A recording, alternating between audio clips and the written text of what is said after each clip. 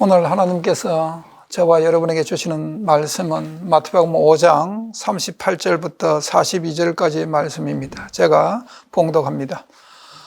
또 눈은 눈으로 이는 이로 갚으라 하였다는 것을 너희가 들었으나 나는 너희에게 이르노니 악한 자를 대적지 말라.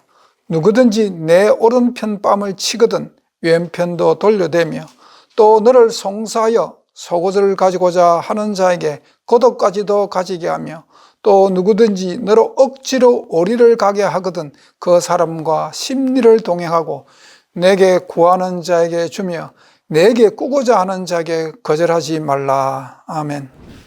제가 저자 마태가 유대인들에게 이 마태복음을 남긴 저자가 이 마태복음을 기록한 의도는 유대인들에게 예수가 어떤 존재인가를 분명하게 말씀해주고 메시아로 말미암아 유대인들이 잃어버린 신앙을 다시 회복하기 위해서 참 진리의 거룩한 복음을 전가하기 위해서 마태복음을 기록한 겁니다.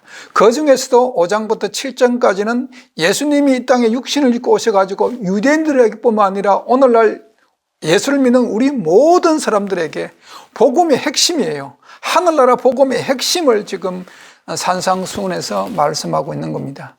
그러면 여기서 예수님께서 무슨 복음을 전하든 간에 그 예수님이 전하는 복음 안에는 하나님의 본질이 녹아 있는 것을 우리가 기억해야 됩니다.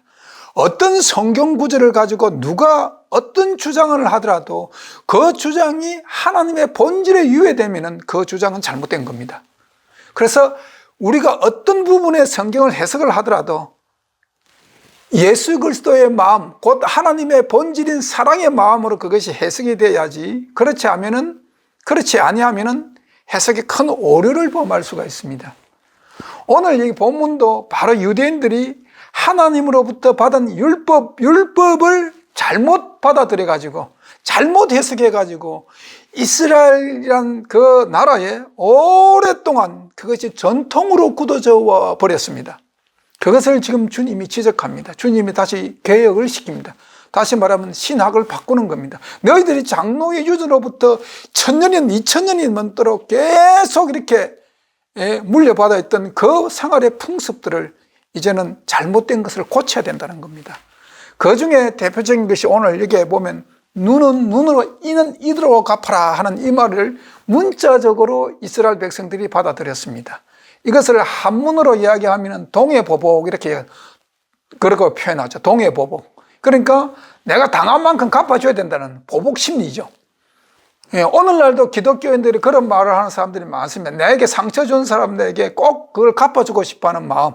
그거는 기독교의 사랑이 있는 기독교의 정신이 아니고 그거는 유대인들이 하나님의 법을 잘못 해석해서 생긴 그런 오류 중에 하나입니다. 예수님은 어떤 분이신가를 우리는 기본적인 그 신앙의 표대로 삼고 예수님의 그 마음을 우리 심정 속에 품을 때에 성경 해석은 하나님의 뜻 안에서 풀어질 수가 있는 겁니다. 또 눈은 눈으로 이는 이로 갚으라 하였으니 너희가 들었나니 그렇게 되어 있습니다.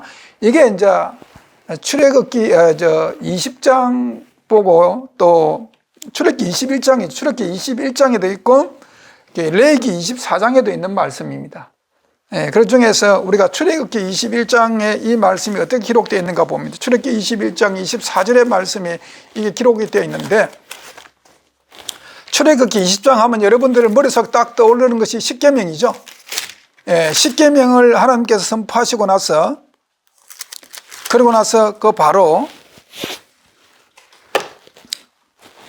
말씀을 주십니다.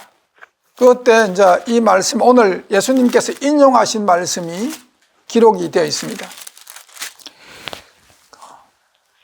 23절, 24절에 보면은 그러나 다른 해가 있으면 갚되 생명은 생명으로 눈은 눈으로 이는 이로 손은 손으로 발은 발로 데운 것은 데움으로 상하게 한 것은 상함으로 때린 것은 때림으로 갚을지니라 이렇게 되어 있습니다. 자, 이것을 이스라엘 백성들이 문자 그대로 해석했습니다. 나에게 손해를 끼치고 나라에 악을 행한 마다 그렇게 갚아주는 것이 하나님의 법칙이라고 받아들였습니다. 그런데 그건 하나님의 법칙이 아닙니다. 우리 레위기 바로 그 앞에 출애굽기가 있었을 거예요. 레위기 19장에 보면 하나님이 법을 주신 목적을 분명히 이야기하고 있습니다. 19장 17절 18절 두 계절을 제가 읽습니다. 너는 내 형제를 마음으로 미워하지 말며 이웃을 인하여 죄를 당치 않도록 그를 반드시 책선하라. 원수를 갚지 말며 동포를 원망하지 말며 이웃 사랑하기를 내 몸과 같이 하라. 나는 여호와니라.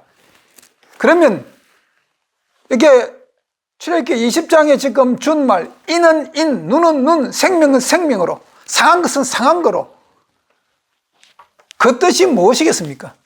이스라엘 백성들이 지금 분명히 레위기 19장 17절 18절에 지금 그 십계명을 모세를 통해서 시내산에서 하나님께서 주시고 그 십계명을 지키는 방법을 풀어서 613개 율법을 주시면서 쭉 설명했는데 그 율법은 하나님의 사랑이 깃들어 있는 법입니다. 그렇죠? 율법은 엄한 법이 아닙니다. 공포의 법이 아니라 우리를 책망하기 위해서 우리를 벌주기 위해서 있는 법이 아닙니다. 여러분, 오늘날 자꾸 사람들이 율법을 강조하면 율법주의라고 비난하고 저한테도 뭐 율법주의가 아니냐 하는 그런 소리를 하는 분도 계시고 한데, 율법이라는 것은 하나님의 사랑의 법이지, 율법이 우리를 억압한다든지 율법이 우리를 두려움과 공포심을 조장하는, 또 율법이 우리를 심판을 하는 그런 뜻으로 하나님께서 우리에게 율법을 주신 것이 아니고, 율법 안에 깃들어 있는 하나님의 본질인 사랑을 깨닫게 하기 위해서 주신 겁니다. 바로 레위기 19장 17절 18절 이 두 계절에도 지금 그 이야기를 하고 있는 겁니다. 그러면 이는 이, 눈은 눈, 생명은 생명으로, 상한 것은 상한 거로, 데운 것은 데운 것으로 갚으라고 이야기한 이 동해보복의 의미가 무엇이겠습니까? 무엇 때문에 그렇게 이야기를 했겠습니까?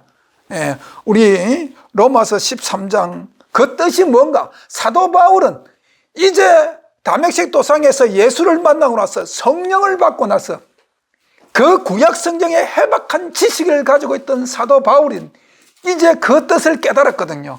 그래서 로마서 13장 10절에 뭐라고 기록해 놨느냐?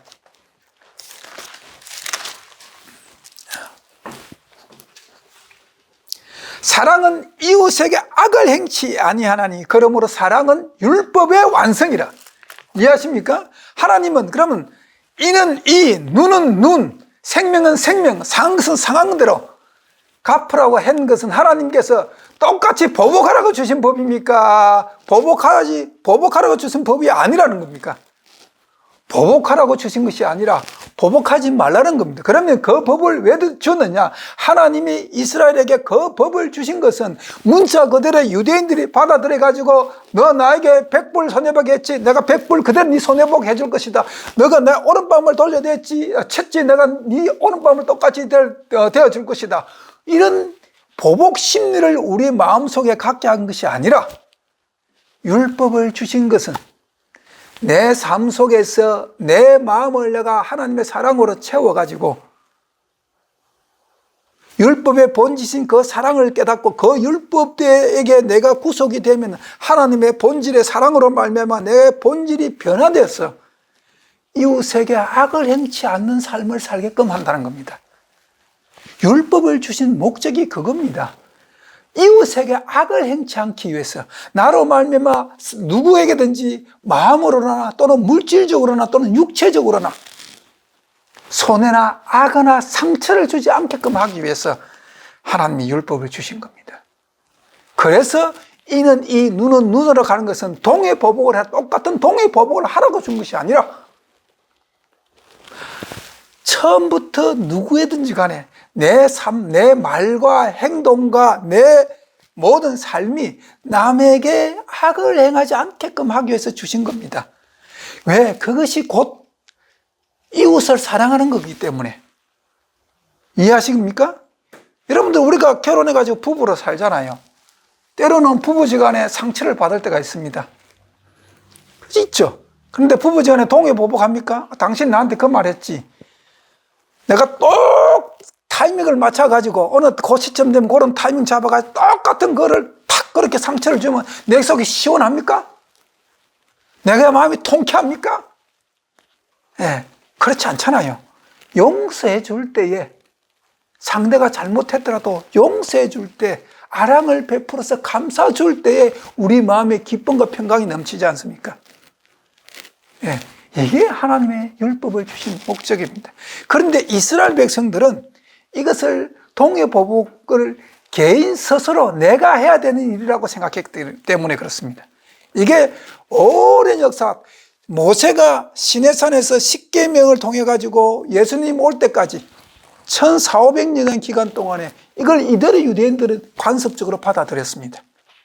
자, 모세를 통해 가지고 하나님께서 가나안을 들어가 가지고 아브라함이 약속한 가나안 땅을 정복해 가지고 가나안에 살게 될 때에 하나님께서 도피성이라는 것을 만들었습니다. 6개의 도피성이 있었습니다. 요단강 동쪽에 3개 있고 서쪽에 3개 있었습니다. 그렇죠? 예, 도피성을 왜 하나님께서 모세를 통해서 도피성을 만들어 개갖고 살인한 자가, 부지 중에 살인한 자가 그게 피할 수 있도록 주냐는 것은 사람들이 이 말을, 이는 이, 눈은 눈, 생명은 생명으로, 상한 것은 상한 거로, 이 동해보복의 관념이 머릿속에 배겨 있어가지고 자기가 심판할까봐. 그래서 하나님께서 도피성을 만들어라고 한 겁니다. 우리 인간에게는요, 심판권이 없습니다. 우리 인간은 절대적으로 하나님으로부터 넘을 정죄하거나 비판하거나 심판, 그런 권한을 부여받은 적이 없습니다. 성경 어느 구절도 그게 없습니다. 그것은 오직 전능하신 하나님의 고유 권한이고 하나님 몫입니다. 우리는 신앙생활을 하면서 그것을 받아들여야 합니다. 자, 역사적으로 이스라엘 역사에 이 동해보복이 일어나는 역사가 있습니다. 열왕기상 21장에 보면은 그때 북이스라엘 역사상 가장 악한 왕 아합입니다. 그 아내가 이세벨이죠. 그 아합 궁에서 이렇게 볼 게 그 궁 밑에 나봇의 포도원이 있었습니다. 참 아름다웠습니다. 갖고 싶은 욕망이 생겼습니다. 그래서 나봇을 설득시키지 않습니까? 거기에 이제 열왕기상 21장에 기록되어 있거든요. 예, 설득을 시킵니다. 설득시키면서 그 포도원을 돈을 받고 팔든지 나에게 달라. 안 그러면 이거보다 더 좋은 포도원을 주겠다. 이 나봇을 한테 설득을 시키지 않습니까? 나봇이 거절합니다. 조상 때부터 물려받은 기업이라고. 그래가지고 그 포도원으로 말미암아 가지고 아합이 들어 누워요. 아합이 들어 눕습니다. 그런데 아합 왕의 아내가 이세벨입니다. 이세벨 왕비가 와가지고, 아니 당신이 이스라엘 왕이 아닙니까? 어찌하여 그런 것 때문에 지금 머리 사고 들어 누워 있습니까? 내가 저 포도원을 당신에게 바치겠습니다 라고 이야기하죠. 그리고 비류 2사람, 예, 그게 쉽게 말하면 불량배 2사람입니다. 거짓 정인들을 세워가지고, 예, 나봇이 여호와 하나님과 왕을 저주했다는 누명을 뒤집어 씌워가지고 나봇을 죽입니다. 돌로 쳐 죽이죠. 그리고 나봇의 포도원을 빼앗습니다. 그때 나봇의 자식들이 막 동해보복, 내 아버지를 이렇게 했어? 이세벨 아합 왕이여, 당신과 이세벨 우리가 가만두죠. 우리 후손들이 영원히 우리 집안에 이것을 대대로, 내 대에 안 하면 내 자손 대대로 당신 집안에 이 보복을 하겠다. 그런 성경이 한 구절도 없습니다. 예. 막 반란을 일으켜가지고 역적을 도모하고 그렇지 않았습니다. 왕을 몰아내기 위해서, 아합을 죽이기 위해서, 이세벨을 살해하기 위해서 가문이 모여가지고 똘똘 뭉쳐가지고 뭐 이렇게 반란을 일으키고 그런 거 없습니다. 안 했습니다. 하나님께서 디셉 사람 엘리야를 통해 가지고 그 가문에 어떤 저주가 있을 것을 이야기합니다. 아합에게는 그 피를 개가 할 것이고, 이세벨에게는 네 고기를 먹을 것이다. 개들이 너희 고기를 먹을 것이다. 그렇게 이야기합니다. 그런데 22장에 열왕기 상 22장에 이제 아합이 라못에 올라가가지고 전쟁 중에 죽습니다. 그리고 예루살렘으로 아합 궁으로 다시 돌아옵니다. 사마리아로 아합 궁으로 돌아오죠. 돌아와가지고 장사 지내는데 그 병기를 씻을 때에 개들이 그 피를 핥습니다. 엘리야가 말한 것처럼. 그리고 열왕기 하 9장에 하나님께서 예후를 들어서 가지고 아합의 집을 멸할 때에 이세벨을 창에서 던져버리죠. 그런데 그 시체를 개들이 먹지 않습니까? 하나님이 하시는 겁니다. 이거는 인간 개인에게 주어진 권한이 아닙니다. 이 법은요, 국가가 국가적으로 할 수 있는 법은 맞아요. 예. 국가가 이게 뭐냐면 하나님이 이스라엘 백성이 자기 이것도 국가에 주어진 법인데 국가가 개인에 의해 가지고 개인들이 뜻을 모아가지고 하는 것이 아니고 국가가 하나님 앞에 회개하고 무릎 꿇을 때에 온 국가적으로 회심이 일어날 때에 왕을 비롯해가지고 모든 국민들이 하나님의 무릎 꿇고 회심이 일어날 때에 하나님께서 원수를 갚아주셨습니다. 그게 이스라엘 역사입니다. 그렇죠? 열왕기 사사기 다 그렇지 않습니까? 이거는 하나님의 고유 권한입니다. 그런데 이스라엘 백성들이 철떡같이 믿었거든요. 그런데 이 시대에 예수님이 왜 이 설교를 지금 여기서 하느냐?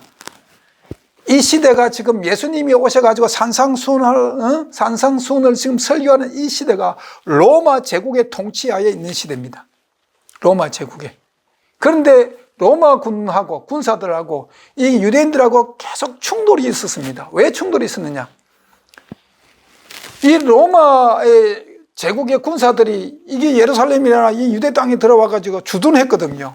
특히 가브나움에는 군사 요충지로 로마 군의 주력 부대가 들어와 있었고, 또 갈릴리 지역에 예수님이 주로 사역지가 갈릴리에 많지 않습니까?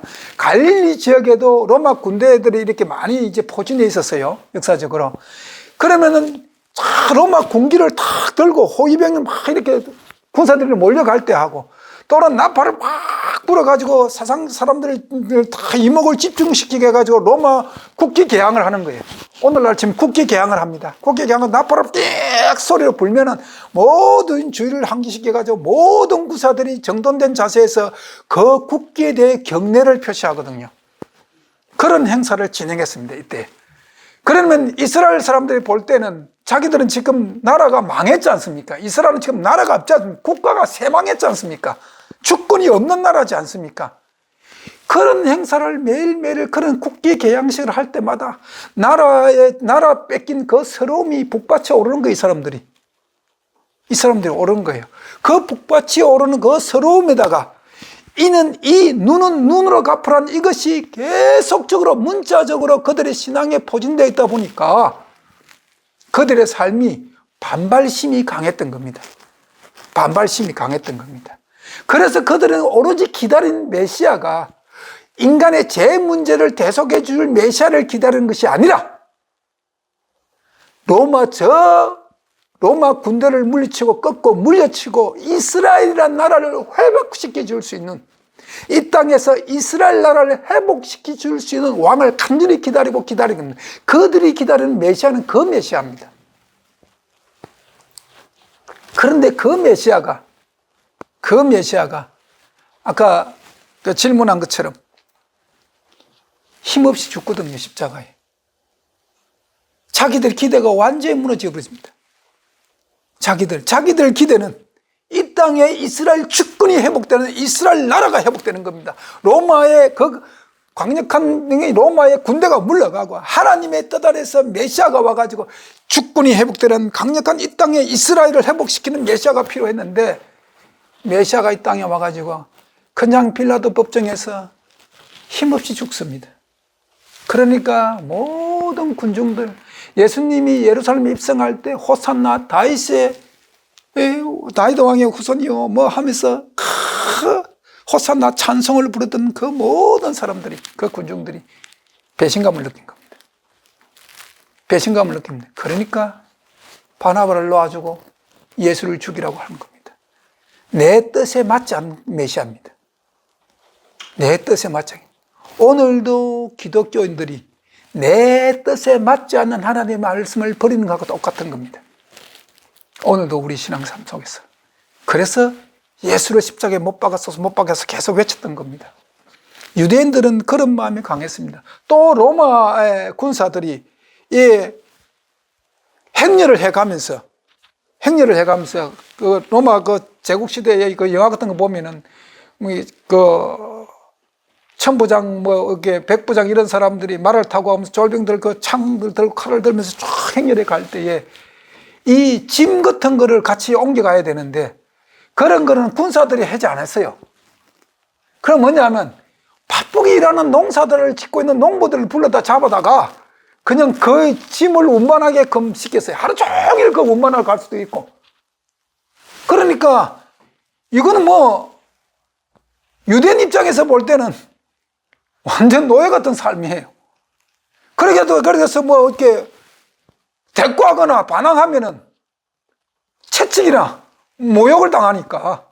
그리고 로마 제국의 통치법이 또 그랬습니다. 식민지가 자기 제국에 통치하는 그 모든 나라의 국민들은 로마 제국이 필요할 때 언제든지 데려다가 설 수 있는 그것이 법으로 규정되기 때문에 로마 제국의 군사들은 굳이 무거운 짐을 자기들이 나를 필요가 없었던 겁니다. 그래서 유대인들의 반발심을 강하게 자극시켰습니다. 로마 군사들이. 거기에다가 이 말을 지금 이는 이, 눈은 눈으로 이 동해보복의 신앙이 그들 속에 감정을 갖고 있는 데다가 유대인들과 로마 제국의 군사들이 그렇게 유대인들의 마음을 상하게 하고 자극시키고 핍박하니까 보복 심리에 대한 강한 심리가 너무나 이 마음 속에서 올라왔던 겁니다.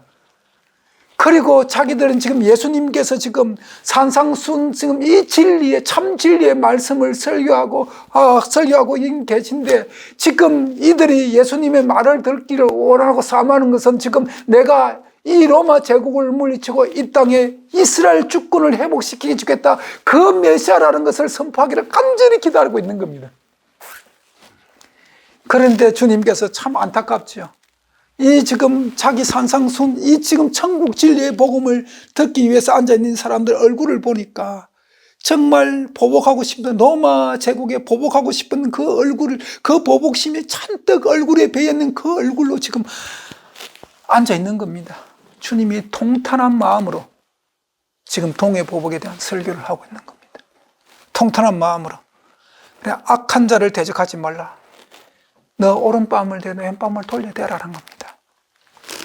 예, 사랑은 이웃에 악을 행치 않는 것이다. 지금 너희가 로마 제국에 지금 구속받아가지고 너가 지금 이런 삶을 사는 것이 너희가 하나님 앞에 온전히 하나님의 뜻을 깨닫지 못하고 하나님의 뜻대로 살지 못하고 하나님을 버렸기 때문에 너가 이런 결과를 있었다는 겁니다. 그러면 지금 로마 제국의 통치하에서 이런 고난과 핍박을 받는 것은 하나님께 돌아오기 위해서 하나님께서 지금 이스라엘 백성들에게 사랑을 베풀어 준 겁니다. 이해하시는 겁니까? 이걸 잘 이해해야 됩니다. 성도 여러분, 이걸 잘 이해해야 됩니다. 내게 주는 어렵고 힘든 환경이 내 속에 왜 주어졌는가?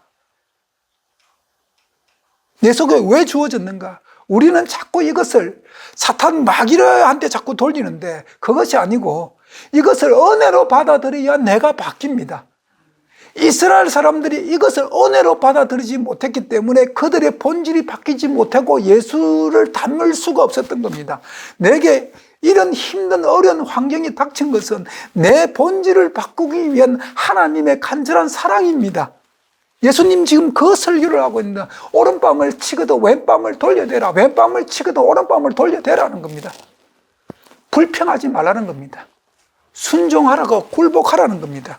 왜? 그래야 내 마음 속에 있는 우리 인간 본질이 바뀐다는 겁니다. 그리고 그 고난을 통해서 하나님께서 나를 만들어가는 그 사랑을 깨달아라는 겁니다.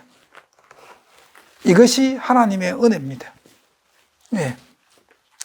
그래서 여기에서 악한 자를 대적지 말며 우리 이런 말들이 구약 성경에 있느냐? 있습니다. 우리 잠언서 몇 개 절이 있는데 잠언서 한 2개 절만 봅니다. 잠언서 20장 22절 말씀에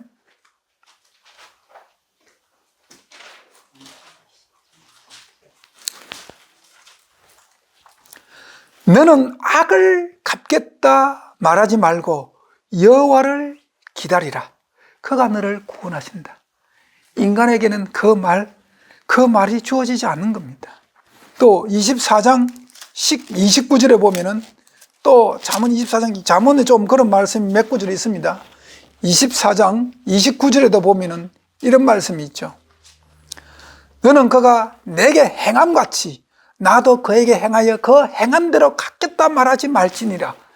이해하십니까?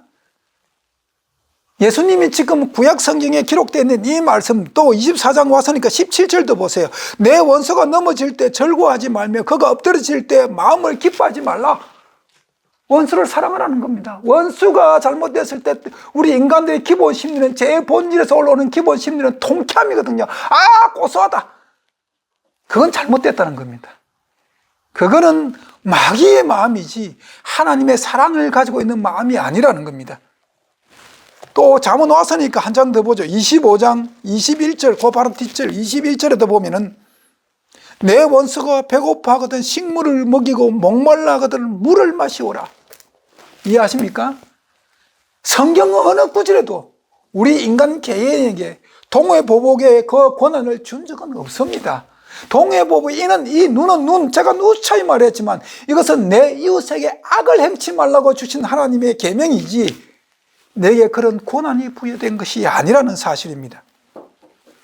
그래서 지금 로마 군사들에게 보복하고 싶은 그런 간절한 지금 갈릴리 사람들, 그 유대인들에게 그 마음을 주님께서 훤히 꿰뚫어보고 지금 이 설교를 하고 있는 겁니다. 통탄한 심정으로 이 설교를 하고 있는 겁니다. 예. 그럼 더 나아가서 악은 악으로 갚지 말고 뭘 하지 말라 하는 거, 이제 뭡니까? 왼뺨을 치거든 오른뺨을 돌려야 되고 오른뺨을 치거든 왼뺨을 돌려야 되라는 거, 맞으라는 겁니다. 예. 그리고 그거 굴복하라는 겁니다. 그것뿐만 아니라 더 하라는 겁니다. 로마 그 군사들이 너에게 요구하는 것이 무엇이든지 간에 그것뿐만 아니라 더 하라는 겁니다. 여기 더 하라는 말이 뭐냐? 송사여 속옷을 가지고자 하는 자에게 속옷만 주는 것이 아니라 겉옷까지 주며 억지로 오리를 가져가는 자에게 그 사람과 심리를 동행하고. 이해하십니까? 이게 하나님의 율법입니다. 하나님의 율법의 본질입니다. 누가 나에게 해를 끼치고 악을 행할 때 보복하거나 반박하거나 동해보복을 하는 것이 아니라 그것을 순복하고 받아들이면 그래야 내가 변합니다. 그래야 내 속에 예수 그리스도의 그 마음이 자라납니다. 예. 지금 유대인들은 지금 이 주옥 같은 산상순 설교를 들으면서도 지금 마음속에 지금 이 로마 군사들을 미워하는 그 마음, 죽이고 싶은 그 마음 너무나 간절하거든요. 그래서 하나님의 본질이 그들 속에 자리 잡을 수가 없었습니다. 하나님의 사랑의 본질이 그들 심령을 파고들 수가 없었습니다. 그래서 주님이 지금 이 설교를 하고 있는 겁니다. 예. 우리도 우리 삶 속에서 우리가 예수 믿는 증거가 뭐냐 하면은 고난이 왔을 때 예수의 마음을 갖는 것이 이 예수 믿는 증거입니다. 내게 핍박하는 자를 위해서 그를 축복할 수 있는 그런 마음, 그 사랑이 내게 예수 믿는 유일한 향기요 증거가 될 뿐입니다. 그것이 예수의 본질이기 때문에 그렇습니다. 우리 예수님의 생애를 가지고 우리 예수님의 생애를 한번 잠깐 생각해 봅시다. 자, 원수들은 우리가 하나님과 원수 되었었죠? 죄로 말미암아. 그죠? 우리가 하나님과 원수 되었을 때에 예수 그리스도께서 하늘나라를 떠나 이 땅에 오셨습니다. 왜요? 원수들은 우리에게 생명의 양식을 주기 위해서 하늘 보좌를 버리고 이 땅에 우리와 똑같은 육체의 본질을 가지고 죄의 본성을 가지고 이 땅에 오셨습니다.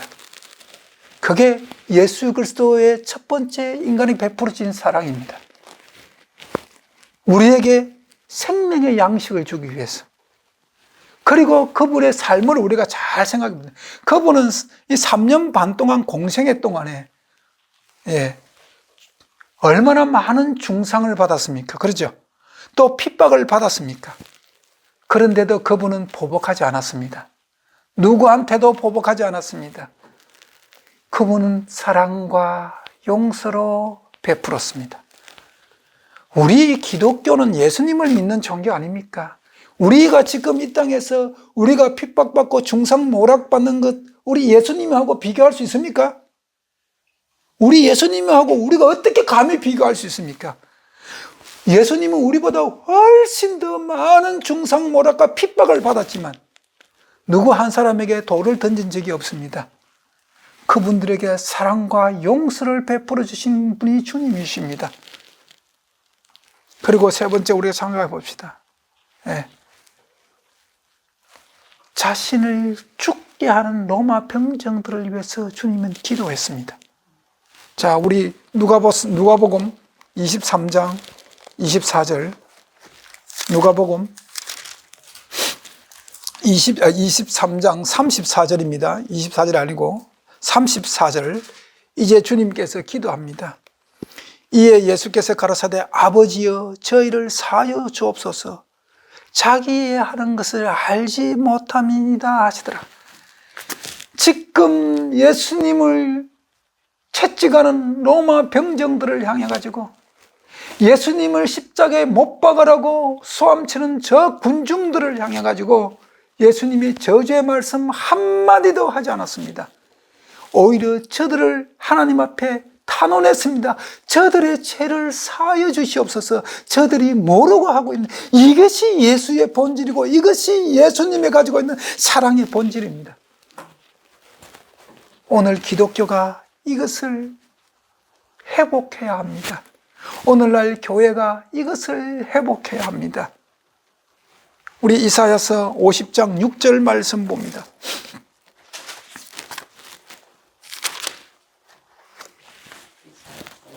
6절 말씀 봅니다. 제가 읽습니다. 나를 때리는 자들에게 내 등을 맡기며 나의 수염을 뽑는 자들에게 내 뺨을 맡기며 수욕과 침뱉음을 피하려고 내 얼굴을 가리지 아니하였느니라. 이게 예수님이십니다. 이게 기독교입니다. 이게 하나님의 사랑입니다.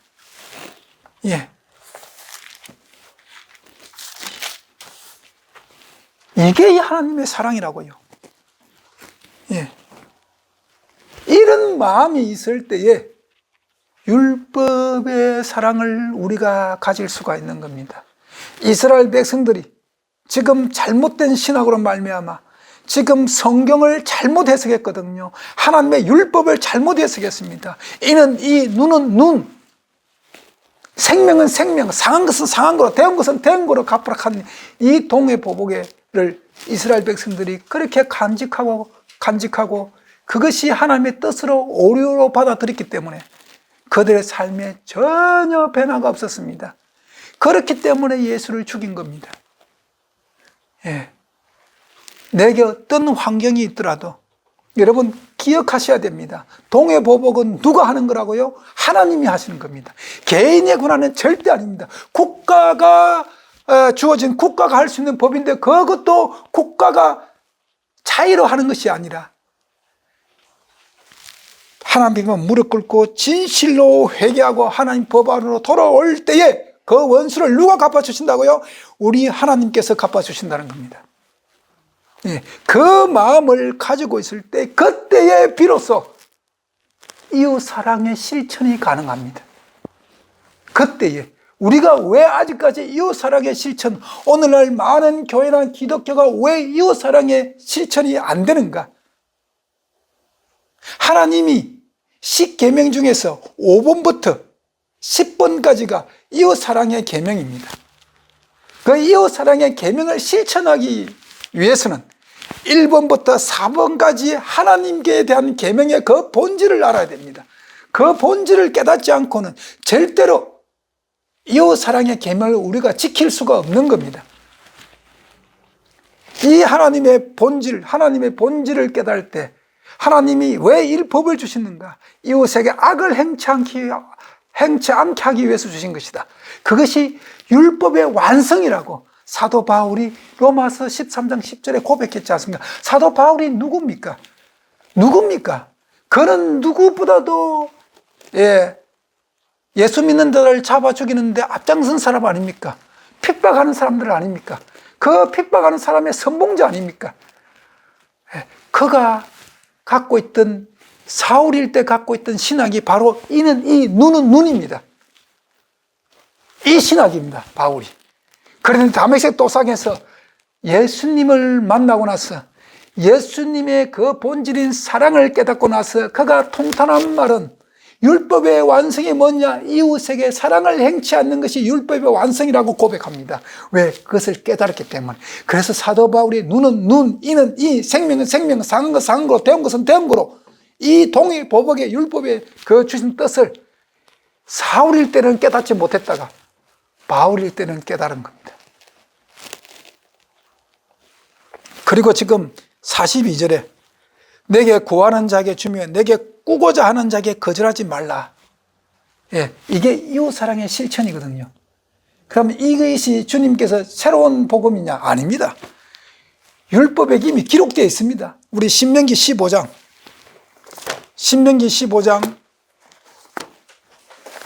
7절 8절을 봅니다.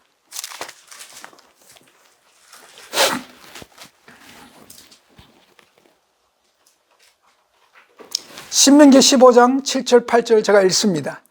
내 하나님 여호와께서 내게 주신 땅 어느 성읍에서든지 가난한 형제가 너와 함께 거하거든 그 가난한 형제에게 내 마음을 강팍히 하지 말며 내 손에 움켜쥐지 말고 반드시 내 손을 그에게 펴서 그 요구한 대로 설 것을 넉넉히 구워주라는 겁니다.